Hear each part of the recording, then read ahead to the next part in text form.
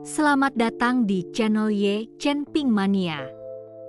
Terima kasih kepada Tuan Moh Ridwan yang sudah berlangganan di channel Ye Chen Ping Mania. Semoga dilancarkan rezekinya dan diberikan umur panjang yang penuh keberkahan. Terima kasih kepada semuanya yang sudah like dan subscribe. Semoga selalu diberikan kesehatan dan kesuksesan. Penguasa Istana Naga Langit bab 5161 sampai bab 5163. Meskipun para kultivator wanita berusaha mendapatkan simpati dengan tubuh mereka, berlutut dan menangis memohon belas kasihan, cahaya pedang Chen Ping menyala, darah berceceran, dan tidak ada seorang pun yang selamat. Humazi, sambil memegangi lukanya, berusaha berdiri. Melihat para kultivator wanita yang jatuh, masing-masing cantik namun kini tak bernyawa, dia tersentak kaget.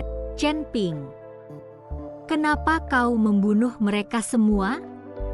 Seharusnya kau bisa menyelamatkan beberapa. Dosa besar, aku bahkan tidak sempat menikmatinya. Humazi menghentakkan kakinya karena frustrasi, mengabaikan cederanya. Membiarkan mereka terus menyakiti orang-orang dengan pesona menggoda mereka. Chen Ping menyarungkan pedangnya, mata emasnya menyapu Humazi. Menurutmu mereka akan benar-benar menyerah? Jika aku tidak bertindak, kau pasti sudah menjadi genangan darah sekarang. Humazi mendesah tak berdaya. Bahkan jika kau harus membunuh mereka, setidaknya biarkan tubuh mereka tetap utuh. Mereka masih bisa berguna. Chen Ping mendengar ini, memutar matanya ke arah Humazi dengan jengkel. Yun Wuya dan yang lainnya juga sama-sama terdiam. Obsesi Humazi terhadap nafsu birahi benar-benar telah mencapai titik ekstrim, bahkan tidak menyisakan mayat. Mari kita mulai mengumpulkan sumber daya, kata Chen Ping. Mendengar itu, Humazi dengan bersemangat menghampiri tubuh para kultivator wanita itu. Darah di pedang Chen Ping belum menetes ketika tiba-tiba langit bergejolak dengan awan yang bergulung-gulung. Awan yang sebelumnya terkoyak oleh ki pedang pembunuh naga dengan cepat menyatu, dan 5 pilar angin berwarna ungu tua, bagaikan cakar hantu, muncul dari kehampaan, masing-masing membawa tekanan mengerikan yang mampu menghancurkan gunung. Humazi berjongkok di samping tubuh seorang kultivator wanita, mengobrak-abrik kantong wanginya, membeku. Giok hangat yang baru saja digenggamnya retak di bawah genggamannya. Astaga! Suara apa itu? Yun Wuya mengarahkan murid-muridnya untuk mencongkel pintu besi hitam di brankas rahasia Istana Bayangan Darah, menatap ke langit, pupil matanya mengecil, para dewa longgar kelas 9. Itu orang-orang dari organisasi misterius itu. Sebelum dia selesai berbicara, 5 sosok menembus awan, melayang di atas reruntuhan Istana Bayangan Darah. Pemimpinnya mengenakan jubah hitam dan topeng hantu perunggu, gumpalan api hitam melingkari ujung jari kanannya. Dia adalah wajah hantu yang pernah dilukai dan diusir oleh Chen Ping sebelumnya. Nah, kita ternyata akan bertemu lagi secepat ini. Suara Ghostface serak seperti rantai berkarat. Terakhir kali aku ceroboh, membiarkanmu menang. Kali ini, aku akan membuatmu membayar dengan darah. Keempat orang di belakangnya masing-masing melepaskan aura mereka. Sesepuh berjubah abu-abu di sebelah kiri memiliki 12 lampu hantu yang melayang di sekelilingnya. Sumbu lampu itu berkedip-kedip dengan api jiwa berwarna hijau pucat. Wanita berjubah merah di sebelah kanan menggoyangkan pinggulnya. 9 pita sutra berwarna merah darah meliuk-liuk seperti ular spiritual. Lebih jauh di belakang adalah seorang pria bertelanjang dada yang ditutupi sisik emas gelap, mengayunkan 2 kapak.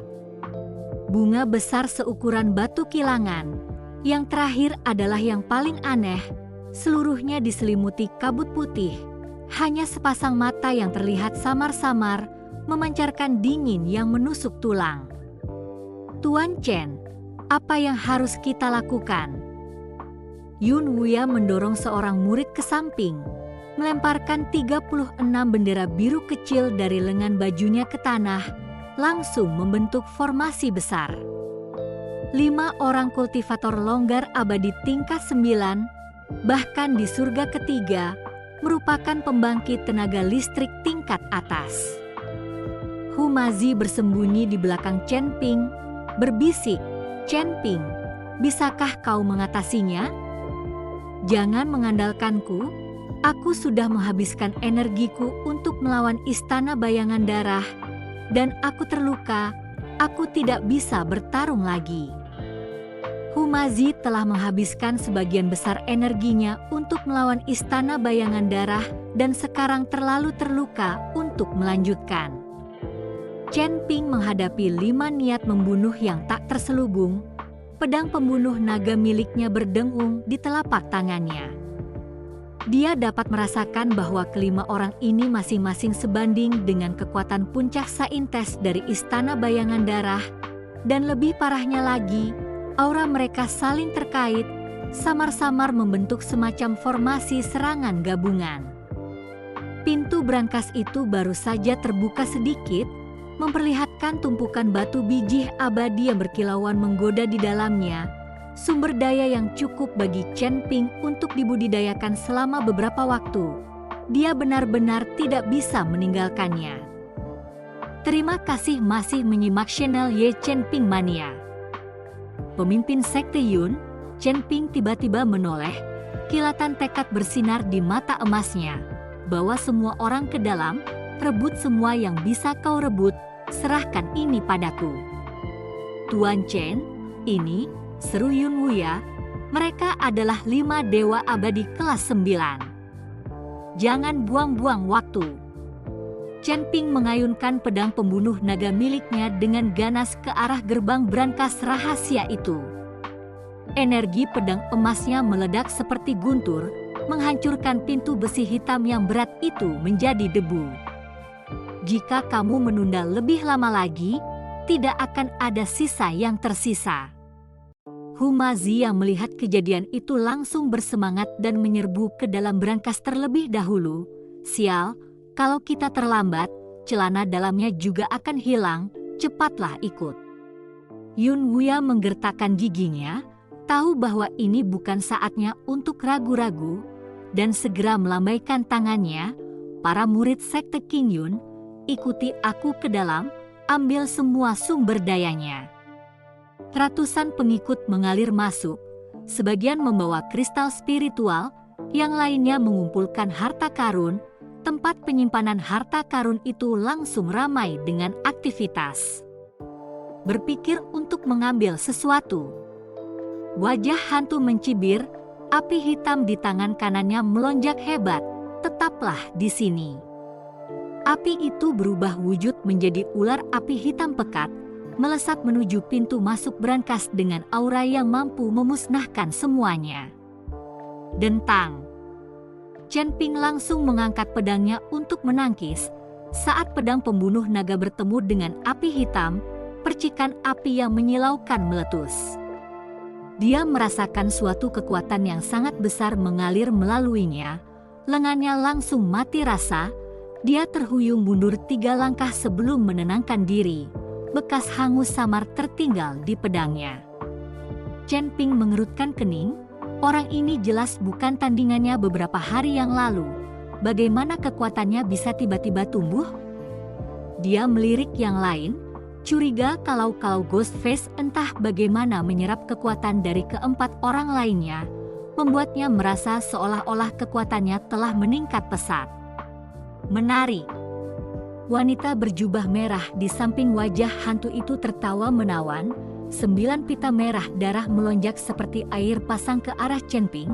Adik kecil, sutra 10.000 mantra, milikku tidak seperti tipuan murahan gadis-gadis istana bayangan darah itu. Sebelum pita-pita itu tiba, Harum-harum yang tak mengenakan tercium padanya.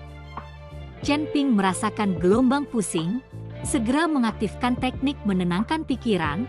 Cahaya keemasan menyebar dari alisnya, langsung menghilangkan aroma yang menggoda. Tetapi pita-pita itu sudah ada padanya, masing-masing membawa ketajaman yang dapat merobek ruang. Tanpa waktu untuk berpikir, dia membentuk segel tangan, seekor naga emas tiba-tiba muncul di belakangnya. Menghadapi kelima orang ini, Chen Ping tidak berani meremehkan mereka. Dia harus memberikan segalanya. Naga emas itu meraung, auranya beradu dengan pita-pita itu, menghasilkan ledakan yang memekakkan telinga. Pita-pita merah darah itu hancur berkeping-keping, wanita berjubah merah itu terengah-engah, darah menetes dari mulutnya. Seekor naga emas? Kau memang dari klan naga. Klan naga. Keserakahan melintas di mata wajah hantu. Tidak heran kau bisa bertarung di atas levelmu, memusnahkan beberapa sekte, fisikmu bisa sangat menguntungkan kita. Orang biadab bertelanjang dada di belakangnya tak dapat lagi menahan diri. Meraung sambil mengayunkan kapak raksasanya, siapa peduli dengan garis keturunannya, potong dia menjadi dua dulu. Kapak itu turun dengan kekuatan yang luar biasa. Naga emas itu membuka rahangnya untuk mengaum. Dengan suara krek, sebuah luka dalam yang memperlihatkan tulang muncul pada tubuh naga itu. Chen Ping merasakan sesak di dadanya, rasa logam muncul di tenggorokannya. Pada saat itu, sosok yang diselimuti kabut putih itu menyerang, hembusan angin biru dingin diam-diam menyasar punggungnya. Hati-hati! Suara Humazi datang dari dalam lemari besi. Sebuah jimat melesat keluar, menangkis angin dingin. Namun hal ini membuat Chen Ping terekspos. Ular api hitam Ghostface menyerang lagi, mengincar wajahnya. Pada saat kritis, Chen Ping menggigit lidahnya dan menyemburkan darah ke pedang pembunuh naga. Pedang itu mengeluarkan cahaya keemasan yang cemerlang. Naga emas itu langsung pulih, membubung ke angkasa, aumannya mengguncang surga. Hancurkan! Teriaknya, naga itu membuka rahangnya, menghadapi ular api hitam itu secara langsung. Ledakan! Langit tampak terkoyak oleh benturan itu, bangunan-bangunan istana bayangan darah yang tersisa langsung berubah menjadi debu. Terima kasih masih menyimak channel Chen Ping Mania. Naga emas dan ular api hitam beradu hebat di udara. Turbulensi energi yang dihasilkan membelah puncak-puncak gunung di dekatnya menjadi dua. Ghostface dan yang lain terpaksa mundur 100 lang, nyaris tak mampu menstabilkan diri. Berapa banyak kartu truf yang dimiliki anak ini? Penatua berjubah abu-abu itu menatap naga emas yang ganas di langit. Sekilas kewaspadaan terlihat dalam tatapannya. 12 lampu neter, kunci jiwanya. 12 lampu hijau terbang keluar, mengelilingi Chen Ping. Api jiwa mereka berubah menjadi rantai yang tak terhitung jumlahnya, mencoba mengikat naga itu. Wanita berjubah merah itu memanfaatkan kesempatan untuk berkumpul kembali. 9 pitanya berubah menjadi burung phoenix berwarna merah darah, bergabung dengan kapak raksasa milik si binatang buas dan angin dingin milik sosok berkabut itu dalam serangan terkoordinasi terhadap Chen Ping. Kelima orang itu bergerak selaras sempurna. Serangan mereka tak henti-hentinya bagaikan badai. Chen Ping merasakan tekanan meningkat. Naga itu perlahan melemah saat terjerat oleh ular api hitam. Pakaiannya telah terkoyak-koyak oleh energi sisa, dan sisik tubuh emas tak terpecahkan miliknya mulai berjatuhan. Untungnya, Chen Ping telah berlatih teknik pemurnian tubuh barbar, jadi tubuhnya tetap tidak terluka. Ini tidak akan berhasil. Aku tidak bisa bertahan sampai mereka selesai memindahkan sumber dayanya. Dengan cemas, Chen Ping melirik ke arah brankas, melihat murid-muridnya terus-menerus mengeluarkan kantong-kantong penyimpanan, kilatan kejam di matanya. Sisik emas di tubuhnya terkelupas, retakan muncul dalam pertahanan tubuh emas tak terpecahkan di bawah serangan gabungan kelima orang itu. Dari dalam brankas itu terdengar dentingan batu roh yang tajam, ratusan murid bergegas keluar sambil membawa tas penyimpanan yang menggelembung. Humazi, yang kini mengenakan baju besi hitam, memasukkan pil bercahaya ke dalam mulutnya sambil berlari. Tahan. 10 napas lagi. Suara Yun Wuya serak, 36 bendera biru yang membentuk susunan pelindung gunung sudah hangus oleh celah-celah api hitam. Rantai lampu neter milik tetua berjubah abu-abu melilit inti susunan tersebut.